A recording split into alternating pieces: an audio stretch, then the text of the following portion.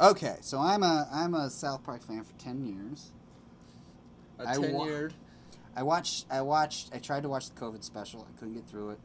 Instead, so I switched back over to the Aspen episode with Stan Darsh French fry and pizza, dude. and the montage. What kind of... Yeah, and I was like, and That's a good episode, yeah, dude. to me, there's a fucking difference. The COVID one was just they were talking. It was just like characters having conversations. Yeah, no, it was... I agree.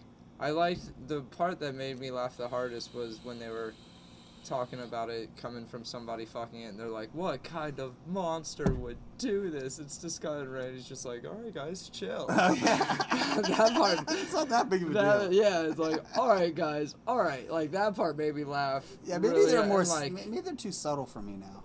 yeah, I think that's one thing is, like, they've, like, in a weird way, like, upped the stupidity, but also, like, made it, I don't know, like, less satirical. It's a little more mature. But like I said, I haven't followed South Park, and I tried to watch a lot of the later episodes on Hulu during the pandemic, but they took them off.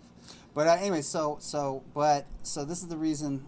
So we ended a 20-year war, and I just kept remembering back to the days when the country was so jingoistic that motherfuckers were getting canceled for being anti-war, like left and right.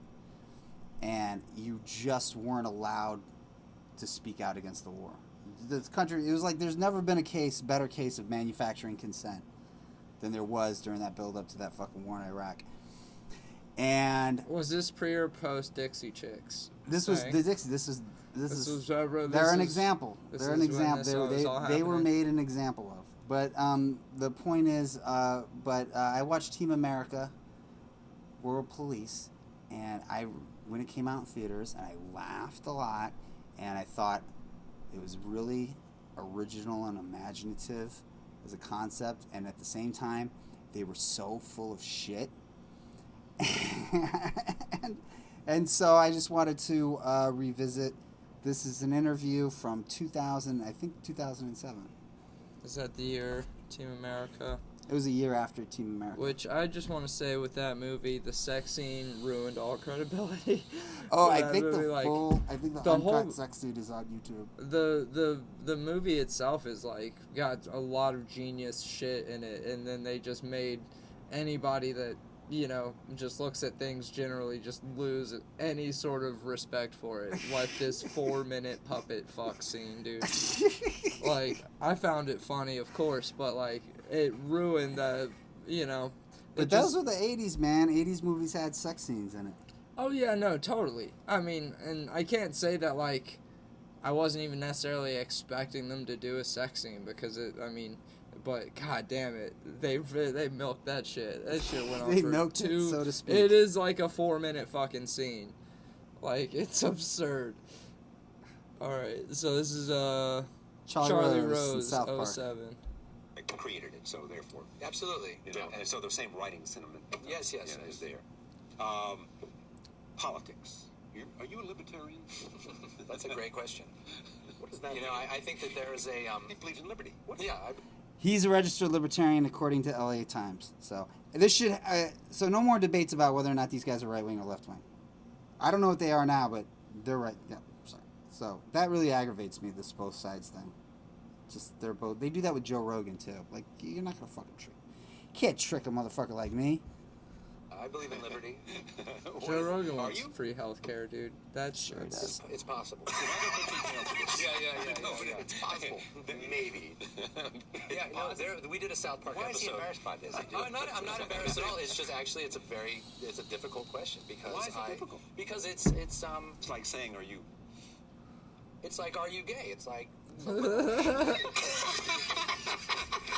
God, it's awkward. On a Friday night, maybe. There's no chick around, sure. Imagine. On Friday. You know, Charlie. You know how it is. Friday night, you're the Friday night. Jesus Christ. Charlie Rose got butt me too for fucking walking out of bathrooms with his dick out and shit. That's pretty cool. Dude, can I just say... What? Fucking, Trey is the Matt is the curly-haired one, right? Matt's the curly hair one. Yeah, Trey, dude. Oh god, that's what I think is gonna happen to my hair. Oh, really? Go bald like that? Yeah, that's what it's. That's kind of the. I mean, it's general male pattern baldness, but Fucking male. when I see that, I'm just like, damn, dude, that's when I'm gonna have to, like, Dude. where it is now, where he's at, that's when I'm A probably full gonna have head to of hair give is up. played out, man. Dude, it's just, we all have our self-esteem You really issues. conscious about that? I fucking hate it, dude. Oh, okay. Because I have a small head, so See, I never whenever mind. I'm bald, I'm like already skinny. I just know if I'm bald, I'm just gonna look sick. Like, Yeah, I knew. I shaved my head in high school, so I never had a problem with it. So. you have a good It's head. really though. You have a fascinating. nice- We always nice talked shaped about head. how, we grew up sort of, I think we were both Python fans, and we were both sort of punk rockers.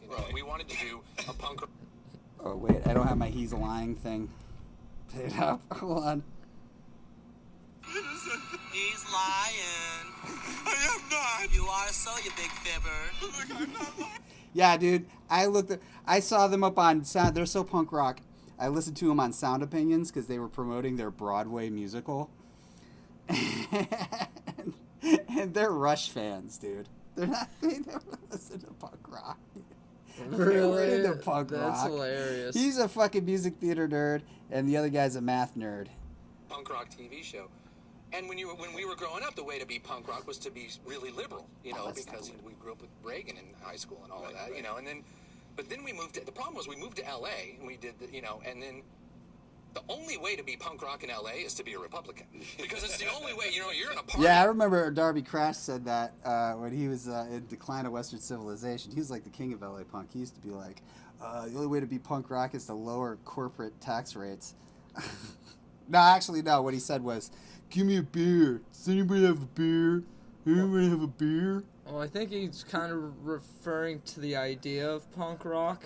Yeah, but the guy... And it is more of like a fuck you I in guess. California in California. where what he's talking about. Yeah, but at a party in California where there are movie stars. Totally. I'm just saying this. You're already not punk rock. Okay, but what I'm saying is that you're saying punk rock like he's saying he played it in a fucking Minor Threat cover band, and like he's just saying they're trying to be rebels, Like more or less. Like, in order to be punk rock, you gotta A, get your head kicked in at a Black Flag show, and B, you support privatizing Social Security. You have to be able to tune a guitar to drop D by ear, or else you are fucking, like, dude, he's talking about saying the opposite. You know when somebody can just do something and you're like, that's punk rock, but it has no affiliation because there's no music going on. Like, you know what I mean? Okay, That's a fucking term. That's fine in his Hollywood party, being contrarian. That's fine. I don't think it's That's- saying. that's- I think it's being childish. I mean, he's that's kind not really of, the same well, thing. I mean, he's kind of admitting, like, hey, we just wanted to be like, fuck you guys. But the problem is, Like, is he's that even kind of admitting what you're 70%. saying. Okay, but 70%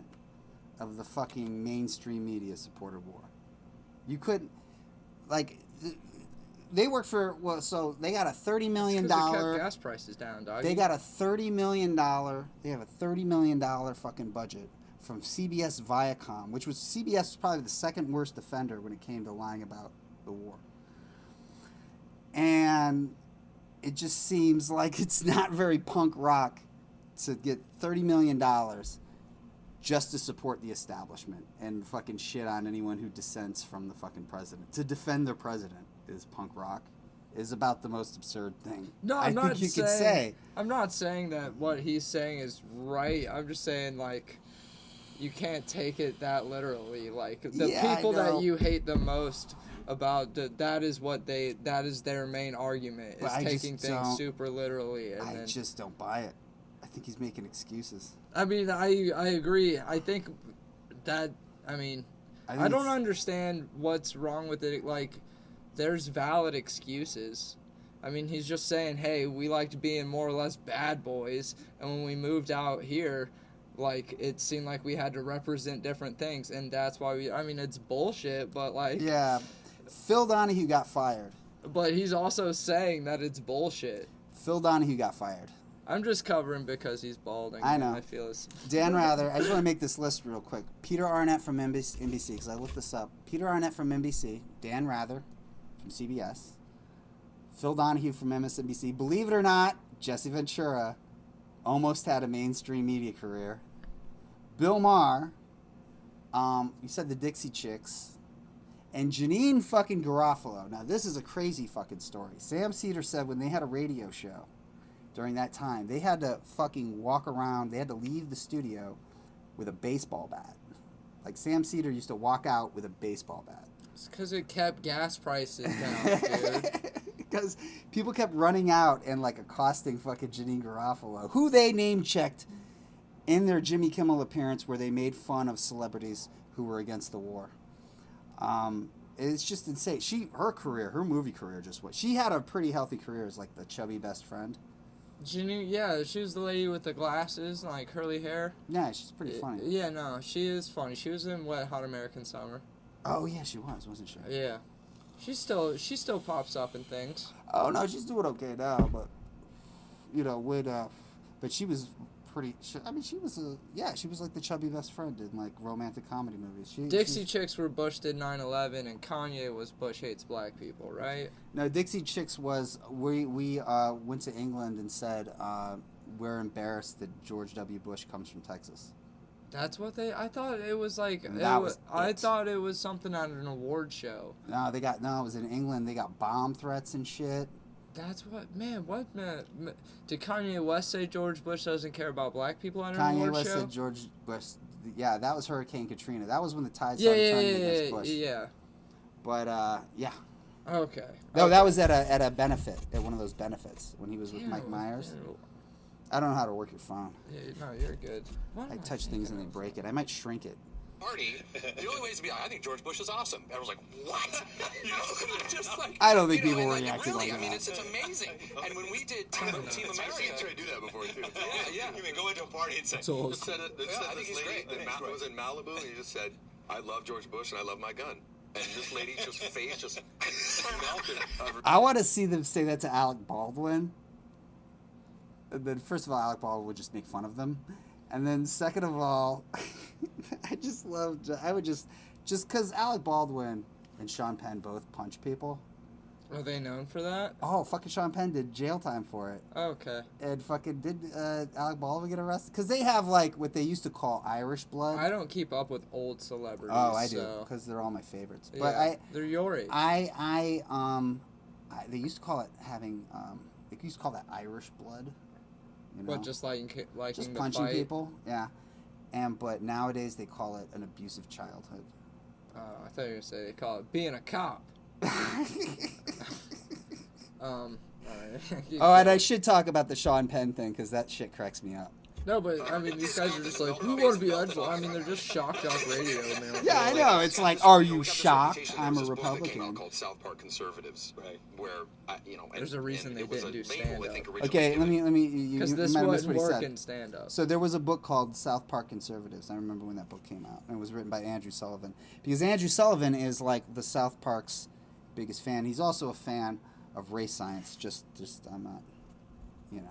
I mean, I like given science. by Andrew Sullivan to the show, and I think there is a little bit of like Is libertarianism. he your number one fan? There's some great quote about it. Yeah, he's a big fan, and like he's written some really cool stuff about the He's show gonna and kill Team them. America, the movie.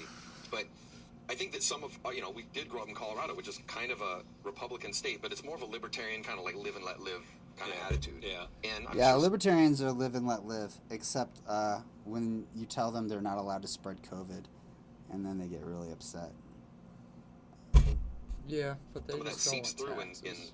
They in just the like work, gas but, prices. I mean, we've taken It's so like many gas different prices to stay conservative low. ideals to task too, but we have just ripped on a couple of liberal ones, like Barbara Streisand and Rob Reiner, and all of a sudden, like we're conservatives, and it's like Right. to live in LA, to live in California, those are the sacred. Okay, I don't have my he's lying queued up again.